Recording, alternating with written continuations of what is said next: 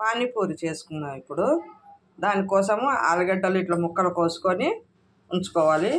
ఇదేమో బఠానీ నేను ఒక గంట ముందే నానబెట్టాను. తొందరగా నానాలంటే నీళ్లు పోసుకొని ఇట్లా పైన పేపర్ వేసుకుంటే ఒక గంట సేపట్లో నానిపోతుంది. ఇదిగో ఒక గంట సేపు అయింది, నానిపోయింది. దీన్ని ఇప్పుడు కుక్కర్లో వేసి ఉడకబెట్టుకుందాం. ఇప్పుడు మనము పానీపూరి చేసుకున్నాము. దానికోసము ఆలుగడ్డలు, అరకిలో ఆలుగడ్డలు, ఓ పావు కిలో బఠానీ నైట్ అంతా నానబెట్ట అవసరం లేదు.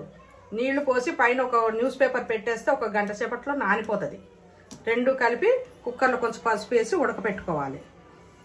ఉడకబెట్టుకున్న తర్వాత గిన్నె పెట్టుకొని 3 స్పూన్లు నూనె పోసిన తర్వాత ఉల్లిపాయలు వేయాలి. ముందుగా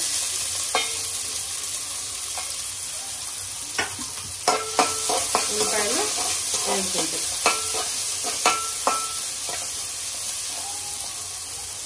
ఉల్లిపాయలు వేసుకుంటా టమాటాలు వేయాలి.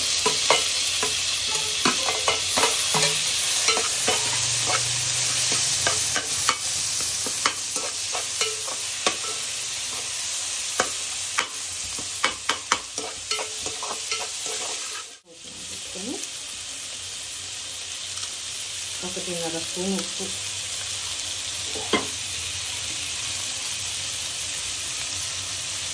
ఒకటిన్నర స్పూన్ కారం,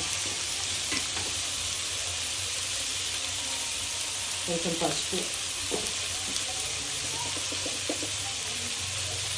1 స్పూన్ ధనియాల పొడి వేసి కొంచెం వేగనివ్వాలి.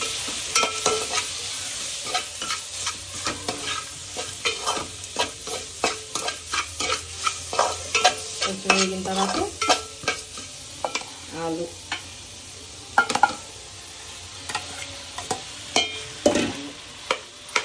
బఠానీ వేసి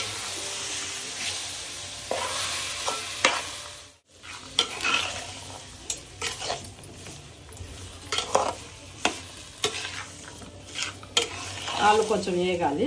వేగితే మంచి వాసన వస్తుంది. స్టవ్ పెద్ద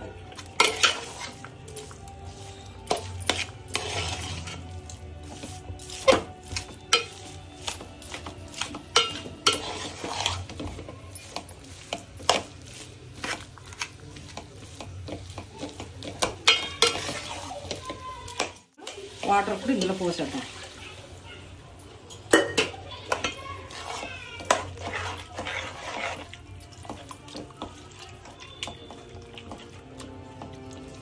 ఇంకా కొద్దిగా నీళ్ళు కూడా పోతాం. ఇంకో గ్లాస్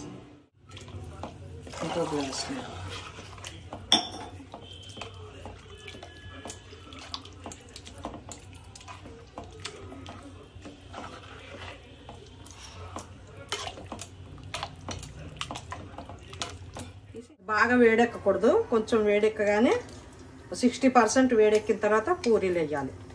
వేస్తే అవి మెల్లిగా తేలుతుంది పైకి వండుకుంటా. అది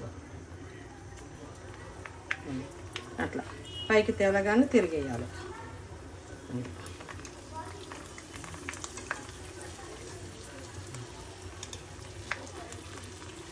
కొంచెం బ్రౌన్గా కాలిందాక ఉంచుకోవాలి.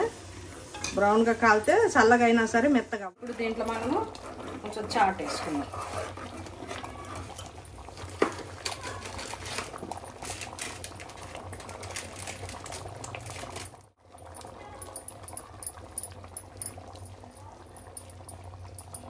ఒక స్పూన్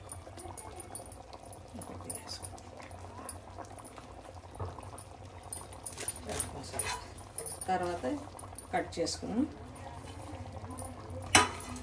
కొత్తిమీర,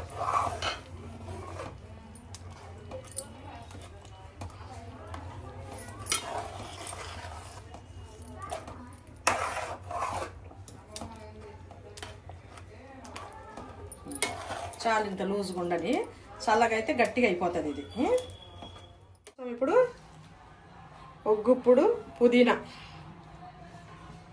ఒక 5-6 పచ్చిమిరపకాయలు చిన్న ముక్కలు వేసి,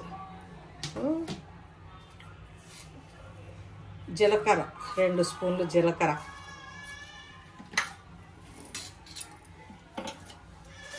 1 స్పూను ఉప్పు,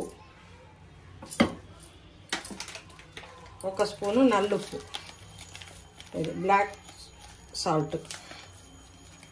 దీంతో టేస్ట్ వస్తుంది. జీలకర్రను ఈ నల్లుప్పు కంపల్సరీ వేసుకోవాలి. అంతే, ఇంక ఏం వేయద్దు దీనిలో. చింతపండు, నిమ్మకాయ ఏం వేసుకోకూడదు. ఇంకా సూపర్ టేస్ట్ వస్తుంది. ఇదిగో దీన్ని ఈ వాటర్లో వేసాను. ఈ వాటర్ వేసి కడిగి పోసేసుకోవాలి. Water, panipuri water. అది టేస్ట్ చూద్దామా, కొంచెం ఉప్పు అది సరిపోయిందో లేదో. ఇది ప్యాస్ దాలో భయ్యా.